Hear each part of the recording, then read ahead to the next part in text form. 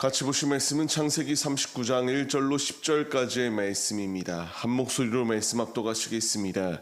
요셉이 이끌려 애굽에 내려가매 바로의 신하 친위대장 애굽 사람 보디발이 그를 그리로 데려간 이스마엘 사람의 손에서 요셉을 산이라. 여호와께서 요셉과 함께 하심으로 그가 형통한 자가 되어 그의 주인 애굽 사람의 집에 있으니 그의 주인이 여호와께서 그와 함께 하심을 보며 또 여호와께서 그의 범사에 형통하게 하심을 보았더라.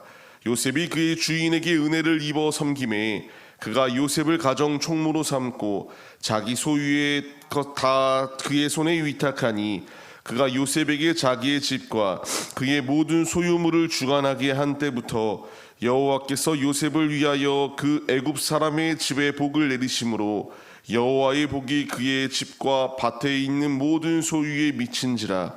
주인이 그의 소유를 다 요셉의 손에 위탁하고 자기가 먹는 음식 외에는 간섭하지 아니하였더라. 요셉은 용모가 빼어나고 아름다웠더라.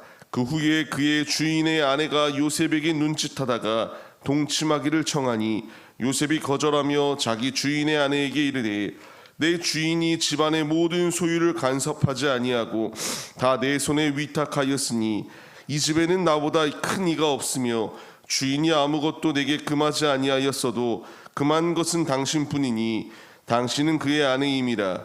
그런즉 내가 어찌 이 큰 악을 행하여 하나님께 죄를 지으리이까. 여인이 날마다 요셉에게 청하였으나 요셉이 듣지 아니하여 동침하지 아니할 뿐더러 함께 있지도 아니하니라. 아멘. 할렐루야. 오늘도 예배의 자리 가운데 모이신 성도님들 주님의 이름으로 환영하고 축복합니다. 같이 나눈 말씀의 제목은 어찌 내가 하나님께 죄를 지으리까 라는 말씀의 제목 가운데서 은혜를 나누도록 하겠습니다.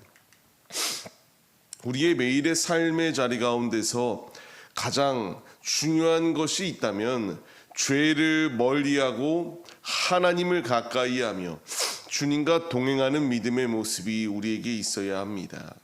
순간에 어려움이 있다고 타협하며 죄와 아무 거리낌 없이 죄를 짓기 위하여 힘쓰는 길은 결코 하나님 앞에 온전히 설 수 없다라는 것을 우리가 잊지 말아야 해요.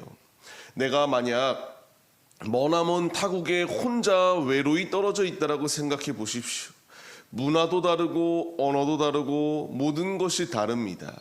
이런 상황 가운데서 실족하고 얼마든지 타협할 수 있는 것이 인간의 본성인데 요셉의 모습을 보게 되면 이 인간적인 모습 가운데의 삶을 살아내기보다는 열심을 다하여 자기가 주어졌던 상황 가운데서도 항상 최선을 다하여 삶을 살아냈던 것을 발견할 수 있게 됩니다.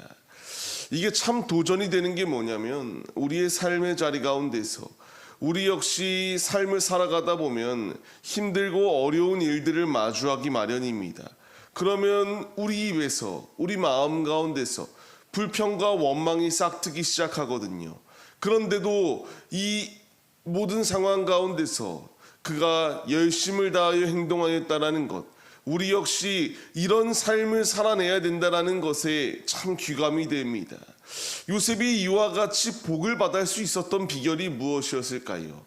2절 말씀과 같이 하나님께서 요셉과 함께 하심으로써 그가 형통한 자가 되었다라는 중요한 핵심이 예비되어져 있습니다.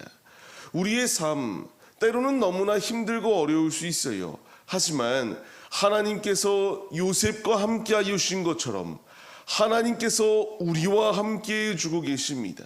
우리를 잊지 아니하시고 우리와 동행하기 시작하시면 우리는 능히 그 주님 안에서 참된 주님의 답을 찾을 수 있기 때문에 우리 역시 믿음의 자리를 이탈치 아니하고 충성되이 주의 길을 걸어가야 함을 주께서 우리에게 말씀해 주십니다. 오늘도 우리는 삶을 시작합니다. 이 삶의 자리 가운데서 다양한 예측 불가의 문제들이 우리 앞에 도래할 수 있어요. 그럼에도 불구하고 우리가 소망을 잃지 아니해야 될 분명한 이유는 하나님이 요셉과 함께 하시고 하나님이 요셉을 잊지 아니하셨던 것처럼 하나님이 우리를 잊지 아니하시고 하나님이 우리와 지금도 동행하여 주신다는 사실에 우리가 믿음의 자리로 나아가야 된다는 것을 말씀해 주세요. 우리가 이 믿음의 자리로 나아갈 때에 주님께서 우리의 삶을 보장해 주시거든요.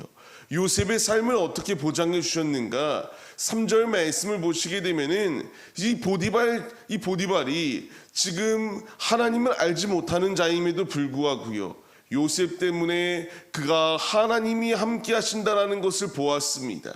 그리고 범사의 형통케 하심을 보았다라고 이렇게 말하고 있어요. 우리의 삶을 통하여 내가 이와 같이 충성되이 삶을 살아낼 때에 나의 학업이, 나의 일터가, 나의 사업장이, 나의 이웃들이 나로 하여금 이 형통의 축복을 이와 같이 흘려보낼 수 있다면 얼마나 큰 축복이 되겠습니까? 주님이 우리에게 원하시는 것은 누구보다 악착같이 삶을 살아내어 사람들을 짓밟고 내가 위로 올라가라가 아니라 이와 같이 맡은 바 자리 가운데서 충성되이 삶을 살아낼 것을 우리에게 말씀해 주고 계세요. 마태복음 5장 16절 말씀을 보게 되면은 우리의 착한 행실을 통하여 하나님께 영광을 올려드리게 하라. 지금 요셉의 모습이 있는 자리 가운데서 불평과 원망을 하지 아니하고 충성되이 이와 같이 열심을 다하여 삶을 살아낼 때에 그가 가정의 총무가 되고 가정 가운데서 주인들 외에 자기보다 높은 자가 없다 할 정도로 하나님께서 모든 것을 보장해 주시는 놀라운 은혜를 요셉에게 허락하여 주셨습니다. 이제 주님을 위하여 우리가 이와 같이 열심을 다하여 삶을 살아내야 돼요.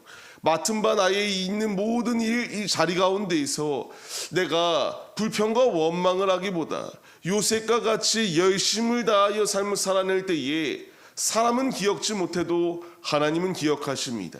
기억하시는 이가 우리에게 형통의 축복을 더하여 주신다는 사실을 우리가 잊지 말며 믿음의 자리로 나아가기 위하여 힘쓰시는 우리들의 모습이 되시기 바랍니다.